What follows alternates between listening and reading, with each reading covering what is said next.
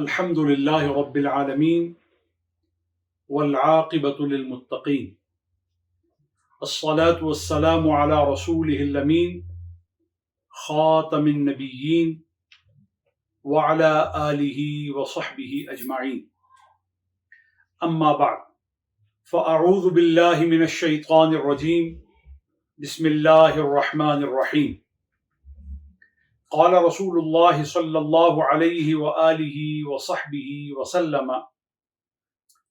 لا يؤمن أحدكم حتى يكون هواه تبعا لما جئت به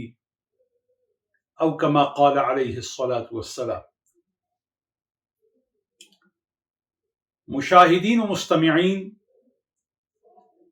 سلسلہ احادیث نبویہ میں آج پہلی حدیث جو کتب احادیث میں محدثین نے نقل کی ہے، معلم و مقصود کائنات صلی اللہ علیہ وآلہ وصحبہ وسلم نے فرمایا لا یؤمن احدکم، تمہارا کوئی مومن نہیں ہو سکتا حتی یکون ہواہ تبعا، یہاں تک کہ اس کی خواہش اس کے تابع نہ ہو جائے، لما جئت به، جو میں لایا ہوں۔ اس حدیث کا معنی اور مفہوم یہ ہے کہ انسان کو اپنے نفس کی رغبت اور اپنی طبیعت کے میلان میں قرآن و سنت کی پیروی کو اور قرآن و سنت کی بالادستی کو یقینی بنانا ہے، کیونکہ لا یؤمن یہ لا نفی کمال کا ہے، یہ بالکلیہ ایمان کی نفی نہیں ہے۔ یعنی ایسا نہیں کہ جو آدمی اس کی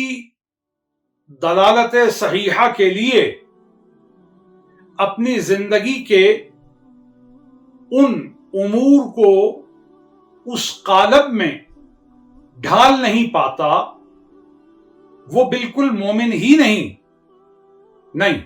اس کا معنی یہ ہوگا کہ وہ شخص کمال ایمان نہیں پا سکا، اس کو ایمان کی معراج نصیب نہیں ہو سکی، غایت لذت یعنی climax of the test of belief وہ اٹین نہیں کر پایا، ایمان کے ذائقے کی انتہا اسے نہیں مل سکی، اور ایمان کی بہار جو ہے اس سے وہ اپنے آپ کو ہمکنار نہیں کر سکا، اور نہج الہی کے التزام کی جو دلالت تھی اسے اپنی زندگی میں عمل کے ذریعے وہ قائم نہیں کر پایا۔ لہذا اسے چاہیے کہ وہ اس کی پیروی کرے، خواہش کی حد تک بھی، تمنا کی حد تک بھی، آرزو کی حد تک بھی، جو اللہ کے رسول کو عطا کی گئی ہے، یعنی قرآن و سنت۔ تو گویا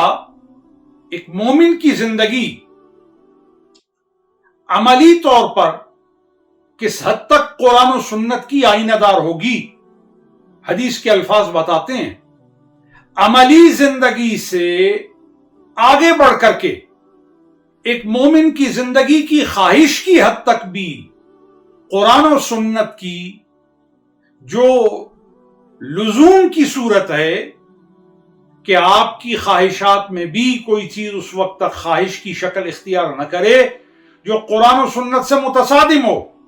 یعنی اسے اپنی خواہشات سے بھی نکال دیں، اسے اپنی آرزوؤں سے بھی نکال دیں، چہ جائے کہ آپ کا عمل، چہ جائے کہ آپ کی زندگی کے وظائف، آپ کی زندگی کا سکیجول قرآن و سنت کی کسی مخالفت پر دلالت کرے۔ اللہ اکبر، ایسا نہیں ہو سکتا۔ ایک مومن کے لیے یہ انتہائی ناقابل قبول صورتحال ہے کہ وہ قرآن و سنت کی مخالفت کرے یا فرما برداری ربانی میں اور اتباع محمدی میں وہ کسی کمزوری کا شکار ہو۔ اگر آپ اس کی تفصیل کو سمجھنا چاہیں تو سورہ نساء کی آیہ شریفہ نمبر 65 پر غور کیجئے، جس میں حق تعالی سبحانہ و تعالی خالق و مالک کائنات نے ارشاد فرمایا فَلَا وَرَبِّكَ لَا يُؤْمِنُونَ حَتَّى يُحَكِّمُوكَ فِي مَا شَجَرَ بَيْنَهُمْ ثُمَّ لَا يَجِدُوا فِي أَنفُسِهِمْ حَرَجًا مِّمَّا قَضَيْتَ وَيُسَلِّمُوا تَسْلِيمًا۔ یہ حضرت سیدنا زبیر بن عوام رضی اللہ تعالی عنہ کا معاملہ تھا، اور سقایت سے اس کا تعلق تھا، زمین کو پانی پلانے سے اس کا تعلق تھا۔ نبی کریم صلی اللہ علیہ وآلہ وصحبہ وسلم نے ایک یہودی کے ساتھ تنازع پر آپ کے اس معاملہ کو بارگاہ نبوی میں پیش کرنے پر حضور نے جو درایت تھی اور جو میٹا فزیکل ورلڈ سے جس چیز کا واقعاتی گواہی سے تعلق تھا، سرکمسٹانسل وٹنس سے جس کا تعلق تھا،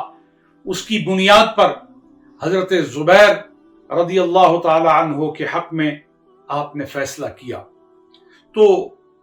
اس سے ایک بات سمجھ لیجئے کہ اگرچہ بات سقایت کی ہے، اگرچہ بات زمین کو پانی پلانے کی ہے، لیکن زمین کو سیراب کرنے کے معاملے میں بھی اگر حضور نے کوئی فیصلہ کیا تو قرآن کہتا ہے فَلَا وَرَبِّكَ لَا يُؤْمِنُونَ حَتَّى يُحَكِّمُوكَ فِي مَا شَجَرَ بَيْنَهُمْ۔ تم اس وقت تک مومن نہیں ہو سکتے، تیرے رب ہونے کی مجھے قسم ہے،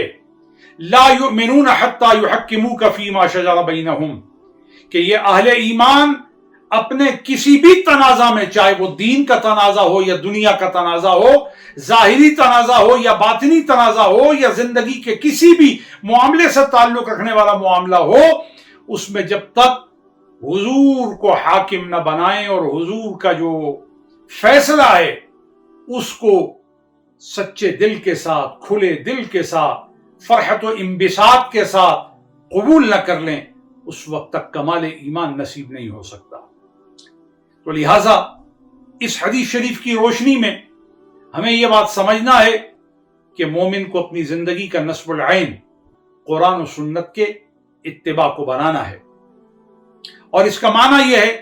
کہ جو اللہ کا پسندیدہ ہے اسے آپ اپنا پسندیدہ کر لیں، جو اللہ کا ناپسند ہے اسے آپ اپنا ناپسند کر لیں۔ جب آپ کی زندگی کی پسند اور آپ کی زندگی کی ناپسند آپ کے خالق، آپ کے مالک اور ہادی عالمین معلم و مقصود کائنات کی پسند کے قالب میں ڈل جائے گی تو پھر آپ کا ایمان ترقی کرنے والا ہے، آپ کا ایمان بلندی والا ہے، اور اسی خوبی کو کمال ایمان سے تعبیر کیا ہے۔ اللہ تعالیٰ اس حدیث شریف کے معنی اور مفہوم میں ہمیں اپنی زندگی کو ڈھالنے، اپنی زندگی کو سنوارنے کی توفیق کامل عطا فرمائے۔